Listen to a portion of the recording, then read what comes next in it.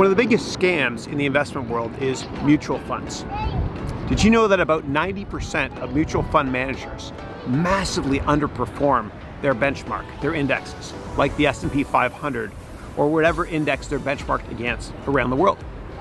And the fees are ridiculous as well. Sometimes it's 3 or 4% a year. There's lots of hidden fees as well. Now, ETFs is the better way to go. And behind me is a popular ETF called iShares from a company called BlackRock. Now, I'm not sponsored by anybody at all. These opinions are my own. Other companies that make great ETFs include Vanguard, as well as Schwab. And ETF stands for Exchange Traded Funds. And they massively outperform the mutual funds because the fees annually are low. You know, a lot of these ETF companies only charge you 0.5% or less annually. And you can get an ETF for just about everything these days. You can get them for country-specific ones, like Brazil, which has this ticker here. You can get them for Canada, which has this ticker here. You can get it for any country pretty much. And you can get it for country indexes, which is like the spiders, which is for the S&P 500. The ticker is here. You can also get it for the NASDAQ, which is called the Qs, QQQQ. That's the ticker, 4 Qs there. And they massively outperform. And they outperform for so many reasons. One of the main reasons is because you don't have to pay taxes as much as you do with the mutual funds. Because what happens is a lot of mutual fund managers, they don't care about your tax mandate. And so what happens is they sell and buy stocks really quickly all year long, a lot of them do, which means that you have a taxable event. And in a lot of countries, if you own stocks for more than 1 year, then your taxes are lower than if you own stocks for less than a year. And ETFs in general don't turn over their portfolios as often as mutual funds do. And so I think that the whole mutual fund industry is a scam.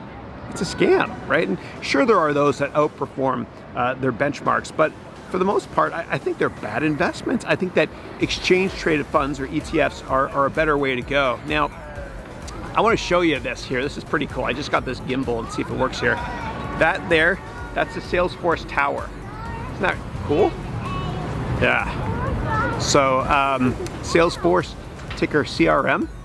I remember I went to that IPO roadshow when they first went public, and I'm not going to talk about ETFs anymore, so if you want, you can just skip the rest of this. But I remember I made a mistake early on with Salesforce. I worked at a hedge fund, and I participated in the IPO. And then I flipped it, which means I sold it pretty quickly and booked some profits. And then I went short it and actually lost money on Salesforce. And the reason I lost money initially, I ended up making a lot more in the long run, whatever. The reason I lost money initially, shorting the stock, which means betting against it, is because I was so short-term focused working at a hedge fund where you're trying to make money every month. And I think hedge funds are even worse investments than mutual funds, right?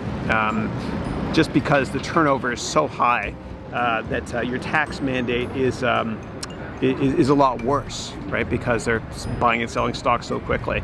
There are some good hedge funds though that do outperform, but for the most part, I think you're better off just buying ETFs. But when it comes to Salesforce.com, again, I shorted the stock. I bet against it because I thought it was expensive, which was really stupid. You never short a company for the sole reason that it's expensive. A big rookie mistake on Wall Street is to short expensive secular growth companies in up markets like Amazon. It's been a widowmaker for a lot of people that bet against it. And why would you want to bet against the smartest person in tech in the world, Jeff Bezos? So I eventually became much longer term focused, and I hated the hedge fund industry because we were short-term focused. And after a while, I got out of it and I got into venture capital instead, because that is the complete opposite of hedge funds, where you're longer-term focused.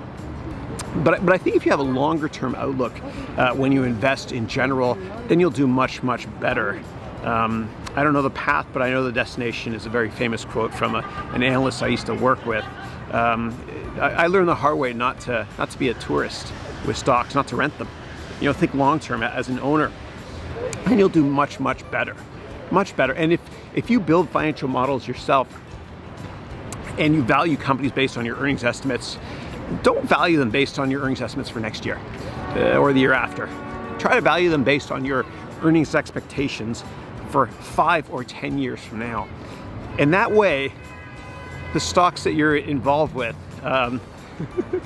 sorry, got a little distracted there. The stocks you're involved with, you won't panic when they go down, right? You'll actually get excited if you don't have a full position because you can buy more of it.